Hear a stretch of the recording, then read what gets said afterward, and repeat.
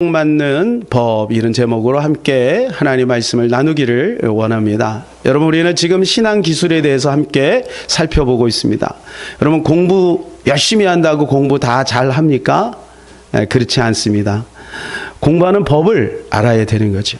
사업도 마찬가지죠. 열심히 한다고 여러분 사업이 잘 되는 것은 아닙니다. 그래서 어떤 분들은 중간중간에 세미나를 가기도 하고 또 강의에 참석하기도 하고 또 모여서 연구도 하고 그렇게 하는 것이죠. 우리 신앙생활도 마찬가지입니다. 우리는 모두가 주님께 인정받고 신앙생활 잘 하기를 원하는 마음이 굴뚝 같지만 여러분, 그것이 잘 되지 않습니다.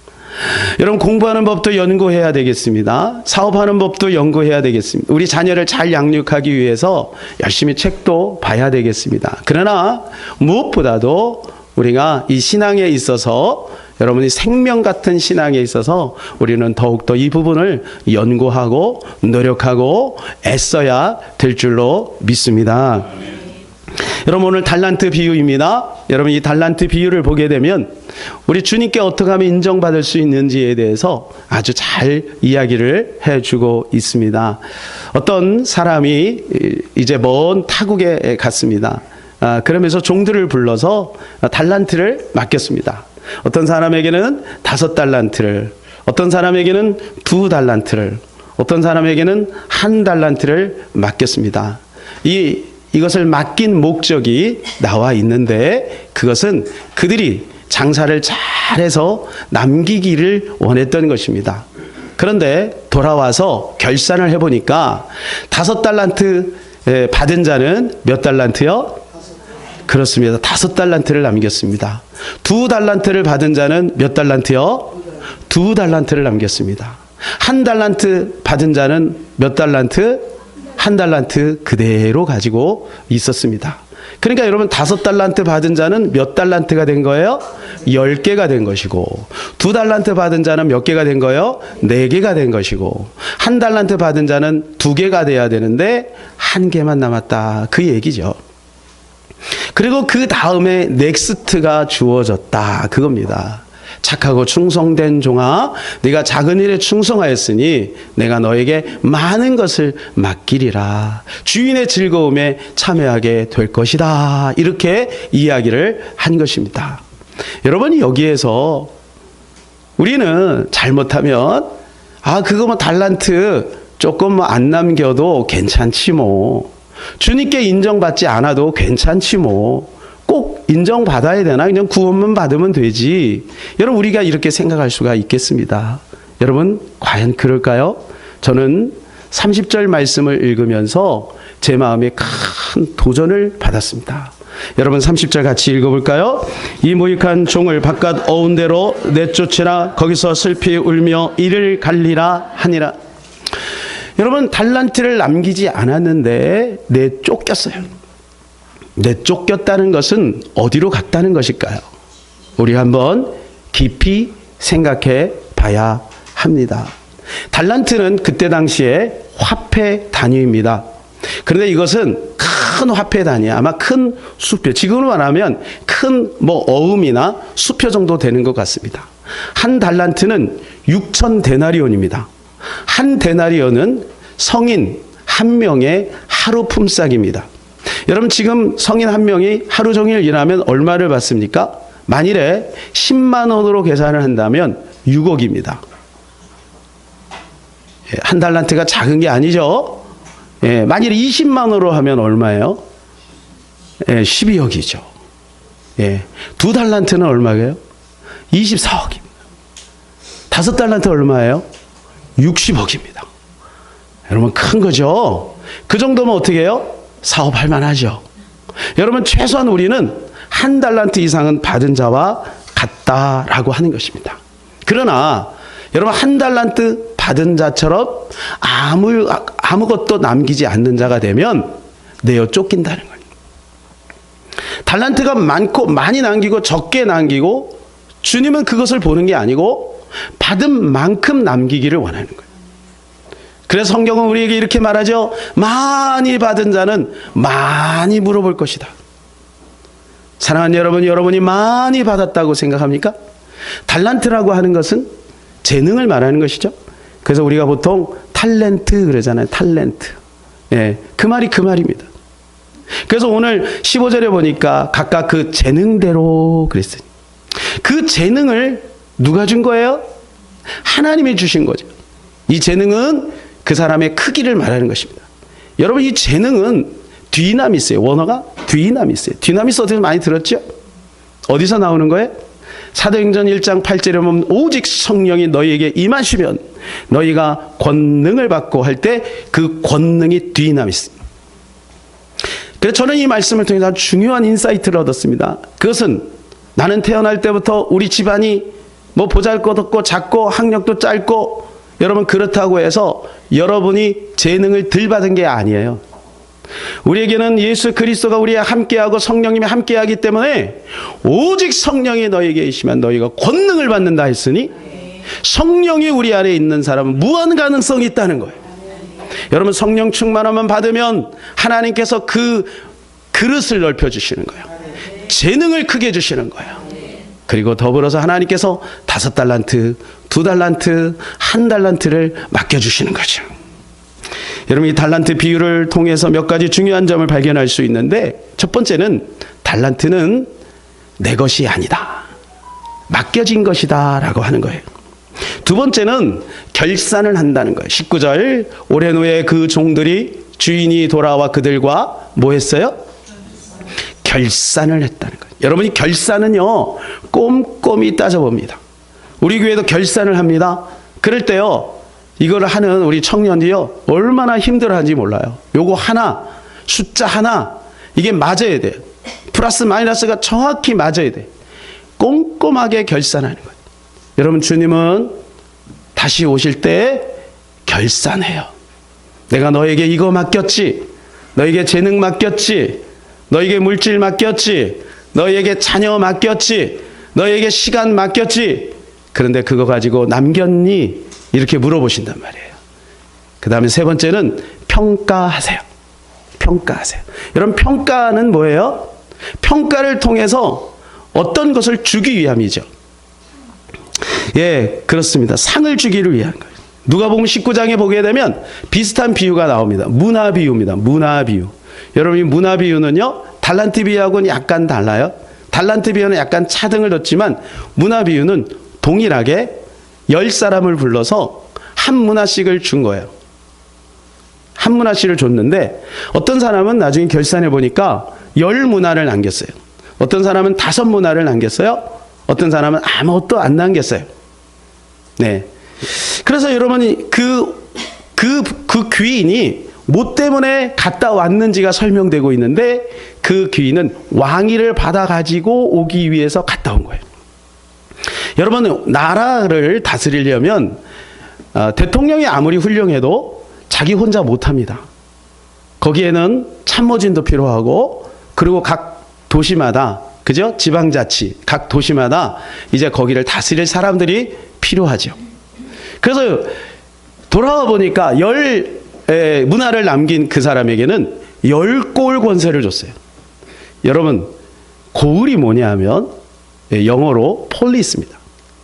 폴리스는 도시를 말하는 거예요.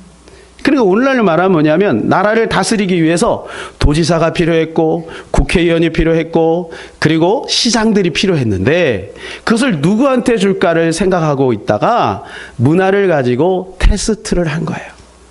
그 작은 일에 얼마나 충성하는지를 보고 그 권세를 그들에게 맡겼다는 거예요.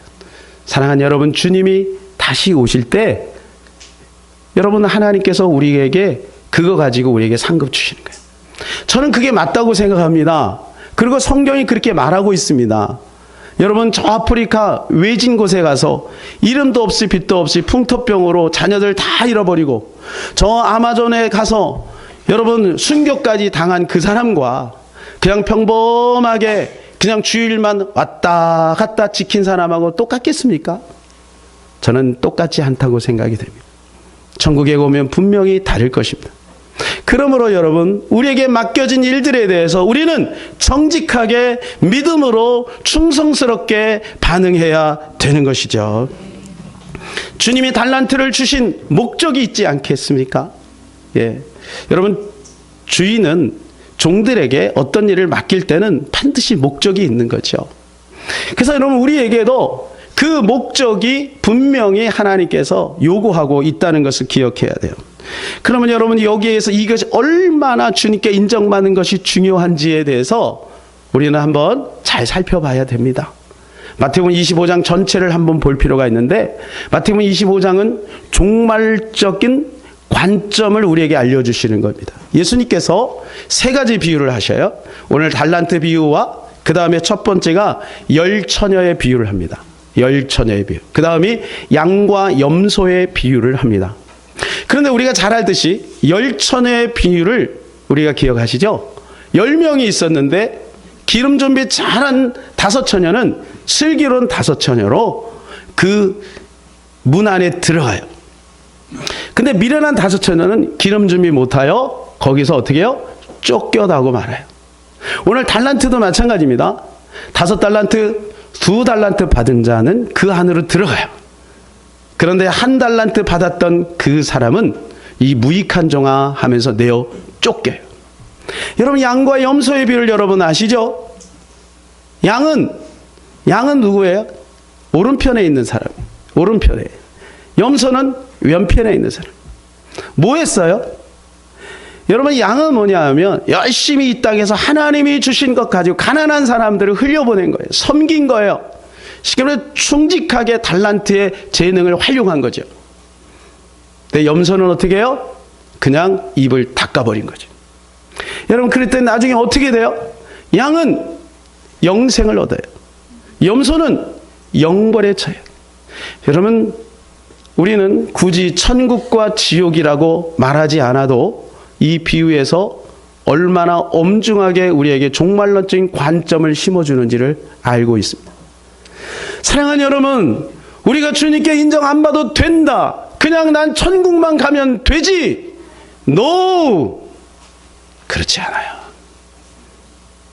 여러분, 그래서 여러분 심각하게 생각해야 돼요. 나에게 맡겨진 것에 대해 내가 어떻게 다루느냐? 이것이 바로 생명의 무게라는 거예요. 생명의 무게. 그래서 여러분 우리가 이제 남겨야 되겠죠. 그럼 어떻게 하면 남길 수 있을까? 여러분 오늘 말씀을 보게 되니까 그 남기는 비법이 있어요. 그것이 16절 18절 시작.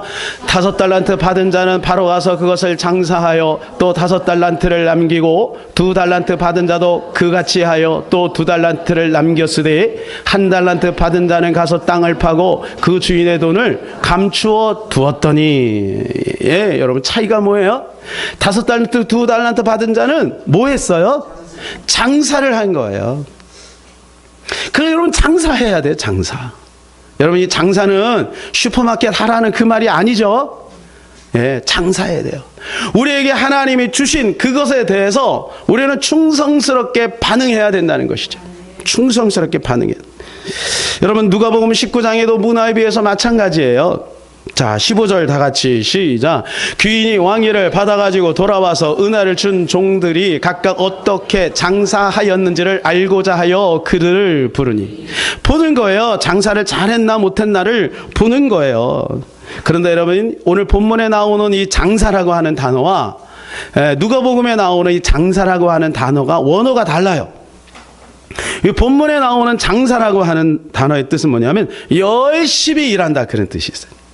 열심히. 그리고 누가복음에 나오는 이 장사의 여러분 원어는 뭐냐면 이익을 위해서 사업에 착수하는 걸 뜻하는 거예요. 그러니까 여러분 이 둘을 합치면 뭐냐면 나에게 맡겨진 것이 얼마나 됐던 최선을 다해서 열심히 이익을 남기기 위하여 장사하는 것을 말하는 것입니다. 저는 여기서 한 도식을 만들어 봤습니다. 여러분 익히 배우셨죠? 0 곱하기 1억은 얼마입니까? 답을 제가 어려우면 어려울까봐 답을 다 적어놨어요. 예. 1 곱하기 1억은 얼마예요? 1억이에요. 여러분 0하고 1억은 별로 차이가 안 나요. 그제 뒤에 1억은 크죠. 그런데 뒤에 1억이 실제가 되려면 1이 있어야 된다는 거예요. 0하고 1은 우리를 말하는 거예요. 우리의 능력은 객긴 독긴입니다. 이런 표현을 써서 죄송합니다만은 여러분 비슷해요. 다 도토리 키재기예요. 그런데 여러분 우리 안에 이 일이 있어야만 전능하신 하나님의 능력 1억이 된다는 거예요. 그러므로 우리가 해야 할 일은 뭐냐면 1%의 최선을 다하는 것이다 라고 하는 것이죠. 이것을 한마디로 성경은 이사야서 60장에 이렇게 말씀을 해주고 있습니다. 이사야서 60장 22절 다 같이 크게 한번 읽겠습니다. 시작! 천명을 이루겠고 그 약한 자가 강국을 이룰 것이라. 때가 되면 나 여호와가 속히 이루리라. 여러분 이 작은 자와 약한 자가 누구냐 하면 바로 1%의 최선을 다하는 그 어떤 사람이고요. 저는 여러분이 스스로 생각할 때 나는 약해, 나는 작어. 여러분 이게 무슨 뜻이냐 하면 아주 미미하다는, 보잘것없다는 거예요. 미미하고 보잘것없지만 여러분 하나님과 함께 하면 여러분 거기에 어마어마한 능력이 나타난다라고 하는 거예요. 근데 그것은 중요한 것이 뭐예요? 1%가 있어야 된다는 거예요. 아무 일도 안 하면 아무 일도 일어나지 않습니다. 그러나 믿음을 가지고 도전하고 믿음을 가지고 나가면 반드시 하나님께서 그 사람을 통하여 하나님의 어마어마한 하늘의 능력으로 함께해 주신다는 겁니다. 사랑하는 여러분, 여기에는 보이지 않는 믿음의 중요한 요소가 있어요. 그건 뭐냐면 하나는 순종이고 하나는 신뢰인 것입니다. 순종과 신뢰가 두 양 다리와 같은 거예요. 여러분 다 두 다리 중에 한 다리가 없으면 어떻게 해요? 제대로 걷지 못하죠. 순종과 신뢰는 우리 믿음에 있어서 너무나도 중요한 두 가지 요소인 것입니다. 여러분 이 한 달란트 받은 자가 이것을 놓친 겁니다. 자 24절에서 25절 시작. 한 달란트 받았던 자는 와서 이르되 주인이여 당신은 굳은 사람이라 심지 않는 데서 거두고 해치지 않는 데서 모으는 줄을 내가 알았으므로 두려워하여 나가서 당신의 달란트를 땅에 감추어 두었나이다. 보소서 당신의 것을 가지셨나이다. 여러분 24절에 보면 뭐라고 되어 있어요? 그 주인을 오해하고 있는 거예요. 당신은 굳은 사람이라 오해하고 있는 거야. 25절에는 뭐예요? 내가 두려워하여 라고 돼 있어요. 주인을 오해한 것이죠. 여러분 한 달란트 받은 자의 모습을 우리가 기억해야 돼요. 그래서 우리는 순종과 신뢰를 동시에 가지고 있어야 돼요. 여러분 순종이 없는 신뢰를 뭐라 그래요? 광신이라고 합니다. 광신. 순종이 없어요. 근데 신뢰만 있어요. 그리고 신뢰가 없는 순종을 뭐라 그래요? 다 같이요. 시작. 맹목적 크리스찬. 여러분 이런 사람 어떤 사람이냐면 어떤 일을 시키면 열심히 해요. 막 충성스럽게 해요. 근데 거기에는 기대가 없어요. 소망이 없어요. 그리고 하나님이 나의 가정을, 나의 앞길을 변화시키고 축복해 주실 것이라고 하는 그런 신뢰, 믿음이 없는 거예요. 그러니까 여러분 그 사람의 역사가 나타나지 않는 거예요. 그래서 왕의 제정에 보게 되면 이런 내용이 나와 있습니다. 두 농부가 있었습니다. 두 농부. 한 농부는 아주 믿음이 좋은 사람입니다. 한 농부는 넌 크리스찬이에요. 넌 크리스찬. 그러니까 믿음이 전혀 없어요. 구원받지 못하는 사람이에요. 그런데 이 믿음이 좋은 사람이 이 믿음이 없는 농부에게 이야기합니다. 나는 하나님을 믿어. 우리 하나님은 전능한 하나님이요. 그 하나님은 나와 함께해. 그리고 뭐라 그래요? 그리고 뭐 해요? 전혀 농사를 짓지 않아요. 그런데요, 이 믿음이 없는 넌 크리스찬은 어떻게 해요? 이제 겨울이 다 가기 전에 아직까지 그 얼어있는 그 땅을 해짓고 땅을 개간을 합니다. 그리고 봄이 오자마자 씨를 막 뿌리기 시작합니다. 열심히 가꿉니다. 여러분 어떤 사람이 열매를 맺었어요? 네, 그렇죠. 당연하죠. 그러면 여러분 한번 대답해 보세요. 어떤 사람이 광신자입니까? 예, 자기는 믿음이 있다고 생각하는데 아무 일도 하지 않는 사람이에요. 이게 바로 한 달란트 받은 자예요. 사랑하는 여러분, 여러분에게 주어진 그 일들에 대해서 우리는 성실하게 최선을 다하고 있다면 여러분은 2달란트, 5달란트 받은 자와 같은 줄로 믿습니다. 그래서요, 이제는 우리가 이 달란트를 가지고 남겨야 되겠는데 어떻게 이것을 남길 수 있을까? 제가 하나님 앞에 물어봤어요. 하나님, 우리 귀한 성도들이 1달란트 받은 자가 되면 안 되겠습니다. 5달란트, 2달란트 받은 자 같이 돼야 되겠습니다. 어떻게 하면 좋을까요? 하나님께 물어봤더니 하나님께서 말씀을 보고 기도하는 가운데 4가지를 제 마음에 감동을 주셨어요. 그 첫 번째가 뭐냐 하면 말을 바꾸라는 것입니다. 자, 한번 따라서요. 말을 바꾸자. 자, 옆에 있는 분에게 말을 바꿉시다. 여러분, 왜 말을 바꿔야 될까요? 제가요, 신앙생활한 지 지금 벌써 35년이 넘었습니다. 저는 어릴 때부터 신앙생활 하면서 많은 성도들을 봤어요. 직분자도 보고, 목회자도 보고, 평신도도 보고, 그랬어요. 근데 삶에 열매가 있는 분이 있고, 삶에 열매가 없는 분이 있어요. 제가 그것을 꼭 그런 것만은 아닌데, 제가 나름대로 한 가지를 깨달았어요. 그건 뭐냐 하면, 기도는 열심히 하는데 말이 부정적인 사람. 자녀에게 늘 부정적인 피드백을 해주고, 그런 사람. 여러분, 그런 가정에는 열매가 없어요. 근데 조금 부족해도, 믿음이 좀 부족한데 늘 밝고 명랑하고 긍정적이고 믿음에 있는 말을 하고 위로하고 용서하고 그리고 하나님의 지식을 나누고, 여러분, 이런 사람은요, 그런 가정은요, 열매가 있어요. 여러분, 말이 왜 중요할까요? 말한 대로 되기 때문에. 말은 행동을 좌지우지하는 거예요. 따라서 볼까요? 감사합니다. 사랑합니다. 누가 제일 먼저 들어요? 내가 제일 먼저 듣습니다. 여러분, 내가 좋은 말을 하면요, 좋은 옷을 입은 것과 같아요. 제가 여기에서 막 일하던 추리닝을 입고 여기 쓴다고 생각해보세요. 그러면 여러분 어떻게 생각해요? 여러분이야 뭐 저를 좋아하니까 그래도 웰컴 하겠죠. 그런데 그나마 이렇게 깔끔한, 평상시에는 어떤 옷을 입는지는 모르겠지만 그래도 주일만큼은 이게 깔끔하게 넥타이도 하고 그러니까 여러분 봐주는 거 아니겠어요? 말은 옷과 같아요. 그러니까 내가 무슨 말을 자꾸 하냐 하면, 여러분, 그걸 보면 사람들이 그 사람이 아무리 멋있는 옷을 입고 화장을 아무리 이쁘게 해도 그 내면에는 저 사람은 왜 저러지? 이런 생각이 드는 거죠. 말이 바뀌어야 돼요. 주님이 알려주신 거예요. 삶의 열매를 맺으려면 기도도 많이 해야 되겠지만 나쁜 말은 하지 말아라. 남을 비판하는 말 절대 하지 말아라. 여러분, 거기에 묶여버려요. 그래서 행복이 없고 기쁨이 사라지는 거예요. 사랑하는 남편이 아무리 못마땅해도 여러분, 남편을 축복하세요. 자녀를 축복하세요. 그럴 때 하나님의 역사가 나타나게 될 줄로 믿습니다. 잠언 18장 21절 시작. 죽고 사는 것이 혀의 힘에 달렸나니 혀를 쓰기 좋아하는 자는 혀의 열매를 먹으리라. 할렐루야.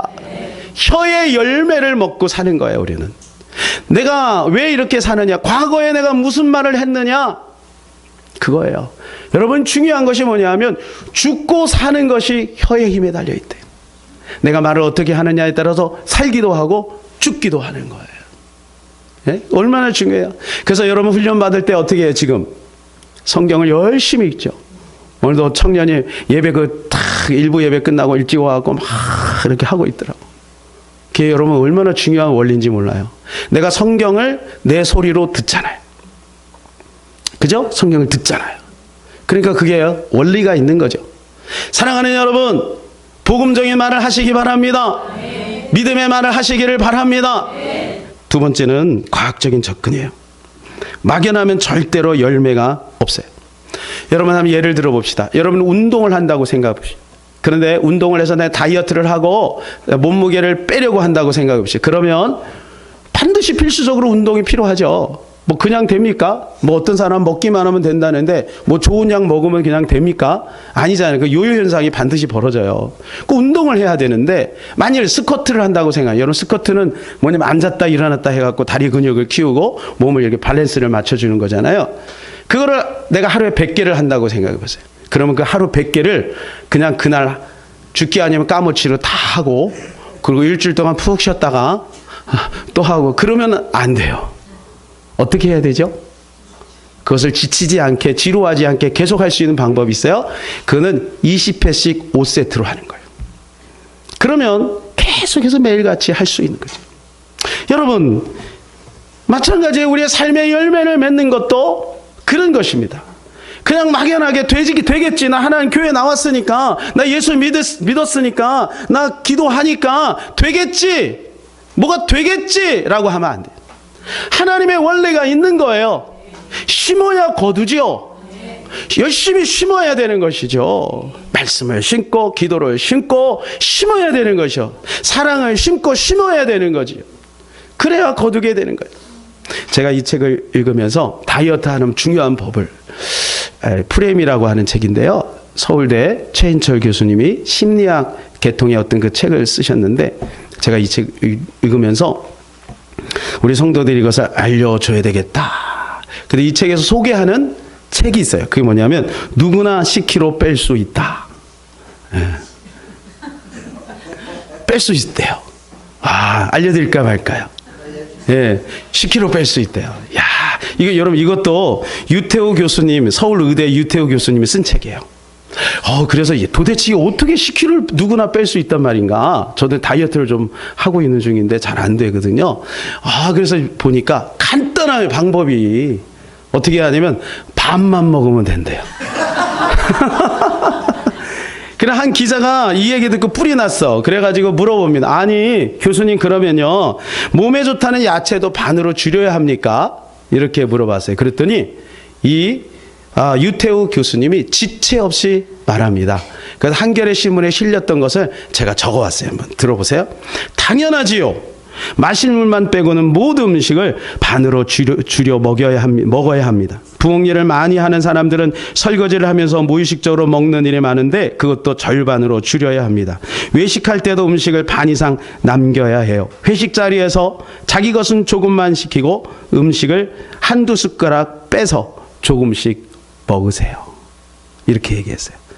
여러분, 가능하겠습니까, 이게? 여러분, 외식할 때는 솔직히 불가능하죠. 친구와 같이 먹는데 갑자기 막 제가 이상해. 그러면 앞에 있는 사람도 밥맛이 떨어지잖아요. 그때는 열심히 먹어줘야죠. 근데 집에서는 여러분 가능하죠. 그러면 집에서 그게 어떻게 가능할까? 여러분, 중요한 여기에 방법을 알려줬어요. 방법은 뭘까요? 그릇을 반으로 줄이라는 거예요. 그릇 사이즈를. 여러분, 이게요, 일본에서는 해요. 여러분, 우리 한국은요, 이 그릇이, 이게 뭐라 그러죠? 이게 크잖아요, 이렇게. 제가 우리 할머니 집에 가면은 이 큰 그릇에다가 또 눌러서 이만큼 애네를 못 먹고 자라가지고 그렇게 줬어요. 그 먹느라고 제가 순교하는 줄 알았어요. 그 열심히 먹어줘야 되거든요. 근데 일본에 갔더니, 와, 이게 답답한 거야. 이렇게 삼각형으로 돼 있어. 위에는 굉장히 큰데 밑에는 조그매. 이렇게 돼 있어. 야, 그러니까요, 할 수 없이 조금 먹게 돼. 일본 사람들이 오래 사는 이유 중에 한 가지가 소식입니다. 소식, 그리고 천천히 먹는 서식을 하게 되면 건강하다고 합니다. 여러분, 거기에서 왜 그릇을 반으로 줄이라고 할까요? 책 제목이 뭐예요? 프레임이에요. 여러분이 묵을 만드는데 네모난 그릇에다가 묵을 부으면 묵이 네모내져요. 동그란 그릇에다가 부으면 묵이 동그래지는 거예요. 내가 어떤 프레임을 가지고 세상을 보느냐, 다른 말로 패러다임을 가지고 어떤 관점을 보고 가지고 세상을 보느냐에 따라 완전히 달라집니다. 내가 까만 안경을 끼면 세상이 온통 까만 거죠. 그죠? 여러분, 그러니까 프레임이 중요한 거예요. 그래서 우리는 감사의 프레임, 사랑의 프레임, 여러분, 이런 프레임을 가져야 돼요. 복음의 프레임을 가져야 돼요. 율법의 프레임을 가지고 있는 사람은요, 항상 정죄하고 비판하고 판단해요. 그러나 복음의 프레임이 있는 사람은 어때요? 그냥 괜찮습니다. 하나님이 함께 하실 줄로 믿습니다. 그리고 그들을 위해서 용서하고 이해하고 계속해서 기도해 줄 수 있는 거죠. 사랑하는 여러분, 과학적인 접근을 해야 될 줄로 믿습니다. 그래서 오늘 말씀 보내기니까 적은 일에 충성하라는 거예요. 적은 일에 충성하는 자가 큰 것을 받게 된다는 거예요. 그 말은 무슨 말이냐면 주님이 적은 일을 할 때 눈여겨보고 있다는 거예요. 지난주에 서문진이 간사님이 오셔 그 얘기했어요. 어떻게 보면 조금 간지러운 얘기였기도 해요. 화장실에서 이 화장지를 쓰는데 옛날 같으면 남의 교회니까 그냥 막 이렇게 해서 썼다는 거예요. 근데 이 재정학교 나오고 있으면 어떻게 되냐면 두 칸만 이렇게 해갖고 딱 잘라서 썼다는 거예요. 왜요? 하나님이 보고 있다는 거예요. 작은 거. 여러분 아무도 보지 않을 때 교회 와서 청소할 때, 설거지할 때, 교회를 위해서 눈물로 기도할 때, 하나님의 영광을 위해서 여러분 눈물로 기도할 때 하나님이 보고 있다는 거예요. 그러면서 소문진행 한사 이 얘기를 들었어요. 다윗과 골리앗, 다윗이 어떻게 해서 골리앗을 무너뜨릴 수 있었는가? 여러분 자기 몸보다 3배 이상 된 큰 거인, 키가 3m가 되는 그런 큰 거인을 그 어린 소년이 어떻게 물리칠 수 있었어요? 이유는 뭐예요? 물맷돌이에요. 이 물맷돌 가지고 과거에 사자와 곰 이빨에서 자기 양들을 건져낸 경험이 있는 거죠. 그러면 사자와 곰 이빨에서 이 양을 어떻게 건져냈냐 이거예요. 그냥 마음만 먹으면 되는 거예요. 사자가 왕 나타났는데 그냥 마음만 먹으면 되는 거예요. 막 쫓아가기만 하면 되는 거예요. 잘못하면 자기가 밥이 되는데, 사자와 곰이 없을 때 평상시에 뭐 한 거예요? 물맷돌 연습한 거죠. 표적 하나 놓고 그걸 계속 맞히는 거예요. 그래갖고 나중에는 정확하게 움직이는 사자, 움직이는 곰 이럴지라도 명중을 해서 그 자리에 탁 꺾은 거죠. 그러니까 여러분 다윗이 그 골리앗 앞에 나갈 때 사울 왕에게 이렇게 얘기하죠. 왕이시여, 저는 제 양을 지킬 때 사자 입에서 곰의 입에서 양을 건져낸나이다. 그 경험이 있는 거예요. 믿음도 있지만 훈련된 경험도 있는 거예요. 그러니까 여러분 담대하게 나갈 수 있는 것입니다. 사랑하는 여러분, 우리는 막연한 열매를 기대하지 마시고 나에게 주어진 한 시간 한 시간 최선을 다해서 살아가는 저와 여러분 되시기를 예수님 여러분 축복합니다. 세 번째는 목표와 전략이 있어요. 뭐가 있어야 돼요? 다 같이 뭐가 있어야 돼요? 목표와 전략이 있어요. 여러분 하나님 목표와 전략이 있을까요 없을까요? 있지요. 자, 그러면 마귀는 목표와 전략이 있을까요 없을까요? 있지요. 여러분 마귀의 목표는 뭐예요? 예수 믿는 사람 예수 못 믿게 해서 지옥 데려가는 것이 목표예요. 불신자들은 교회 못 나가게 하는 것이 목표입니다. 그러면 우리는 목표와 전략이 있나요? 주님 우리에게 그 목표와 전략을 가지라고 말씀하고 있습니다. 잠언 21장 5절과 잠언 15장 22절 연속해서 읽겠습니다. 시작. 부지런한 자의 경영은 풍부함에 있을 것이나 조급한 자는 궁핍함에 이를 따름이니라. 은원이 없으면 경영이 무너지고 지략이 많으면 경영이 성립하느냐. 여러분 이 지략이 뭐냐면 전략인 것입니다. 신앙생활에 전략이 필요한 거예요. 여러분 사랑하는 가족들을 전도하기에 전략이 필요한 것입니다. 그 전략을 하나님께 물어보시고 구하시기를 바랍니다. 마지막으로 우리 다 같이 시작. 초청하라, 기도하라, 순종하라. 제가 이 가나안 혼인잔치, 요한복음 2장에 나오는 가나안 혼인잔치의 사건을 통해서 깨달은 거예요. 제가 이 말씀을 듣다가 여러분 그 가나안 혼인잔치에 보면 이제 포도주가 떨어졌잖아요. 이 포도주가 다 떨어지고 났는데 누가 있어서 물이 변하여 포도주가 됐어요? 예수님이 계셨기 때문에. 그러면 여러분 이미 예수 그리스도가 우리 심령 가운데 초청이 되어 있어요. 맞습니까? 여러분 안에 예수님이 계십니까? 여러분 계세요. 내가 예수님을 주로 영접할 때 예수님이 내 안에 들어오셨잖아요. 초청되어진 거죠. 그 다음에 해야 될 게 뭐예요? 떨어졌어요. 그 다음에는 이제 기도가 필요한 거예요. 그래서 예수 어머니가 어떻게 해요? 마리아가 예수님에게 가죠. 그래갖고 예수님 지금 포도주가 떨어졌어요. 도와주세요. 이게 기도예요. 만일에 여러분 그 어머니가 기도하지 않았다면, 요구하지 않았다면 물이 변하여 포도주가 되는 일은 없어요. 기도한 거예요. 사랑하는 여러분, 어려운 일 있으면 엎드려 기도하시기를 바랍니다. 제가 어제 설교 준비하는데 설교가 잘 안 풀려요. 준비가 잘 안 돼요. 그럴 때도 있잖아요. 그래갖고 나도 모르는 사이 좀 스트레스 해소해야 되겠다 그래가지고 족구 영상을 봤어요. 족구. 제가 족구를 요즘에 좋아하거든요. 잘하지 못하는데 좋아해요. 그래서 족구 영상을 이렇게 열심히 금방 30분이 후딱 지나갔어요. 아이고 시간이 그냥 가버렸네. 너무 안타까운 마음에 하나님께 기도하자. 그래서 다시 무릎을 꿇고 막 기도하는데 성령께서 제 마음에요 알게 해주시더라고요. 아들아, 내가 너와 함께 하는 걸 잊지 말아라. 힘들고 어려우면 스트레스 받으면 족구 영상 보지 말고 기도해라. 족구 영상 보지 말고 기도해라. 그러면서 주님이 갈라디아 2장 20절을 알게 해주셨어요. 내 안에 사는 이가 내가 아니라 예수라. 내가 이제는 믿음으로 사는 것이다. 여러분, 목사가 그걸 모르겠어요? 이론적은 알죠. 순간 놓친 거예요. 다시 엎드렸더니 내 안에 예수님이 나를 위로하시는 것을 경험합니다. 사랑하는 여러분, 여러분 힘들고 어려울 때 세상적인 가지고 위로받지 마세요. 술 마시고 아니면 세상적인 방법으로 해결하려고 하지 마세요. 그건 일시적인 거예요. 다 지나가는 거예요. 아니, 저는 술 마시는 걸 뭐라고 하는 게 아니에요. 예. 술 마셔도 괜찮아요. 괜찮습니다. 예. 여러분, 그런 세상적인 것은 아주 매우 일시적인 거예요. 주님의 위로만이 진짜 위로인 거예요. 예. 그 앞으로 나가야 돼요. 그러면 주님이 우리 마음에 진정한 하늘의 평화로 함께해 주시는 것입니다. 예. 그리고 더 중요한 것이 있어요. 그건 뭐냐면요, 순종해요. 여러분, 하인들 입장에서 예수가 어떻게 보였겠어요? 이 젊은 사람이 말도 안 되는 얘기를 하네. 아니, 지금 포도주가 떨어졌는데 아니 물을 항아리에다 채우라고 하니 이게 말이 돼야 안 돼요? 말이 안 되는 거죠. 그런데 하인들은요, 묵묵하게 순종합니다. 그래서 항아리에다가 물을 아구까지 꽉 채웠어요.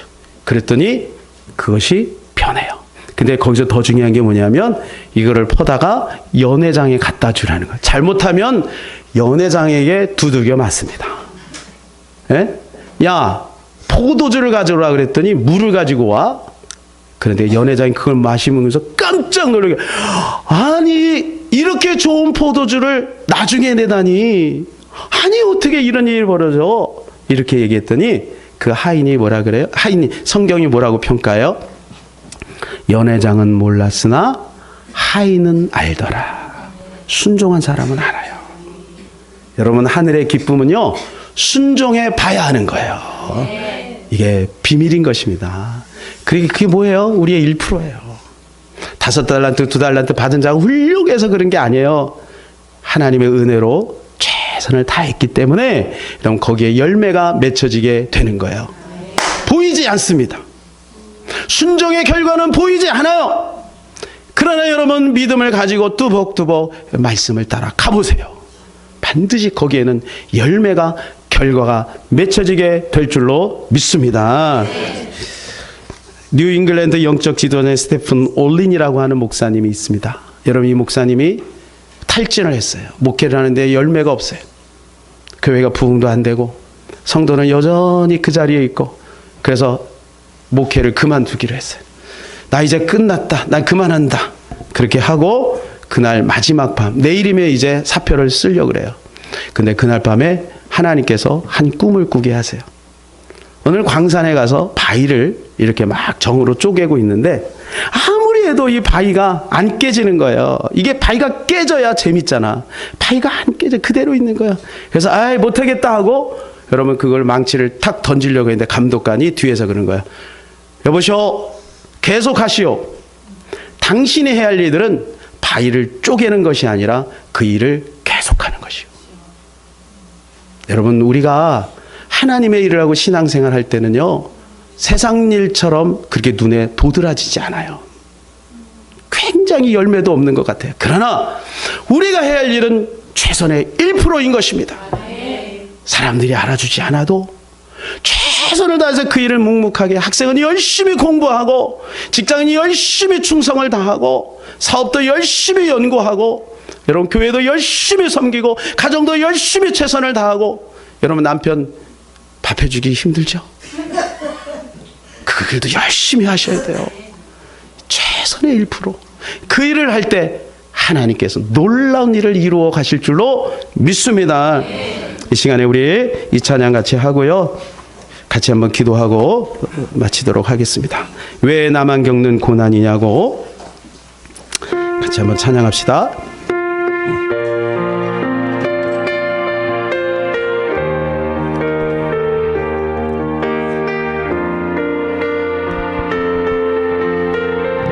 왜 나만 겪는 고난이냐고, 왜 나만 겪는 고난이냐고 불평하지 마세요.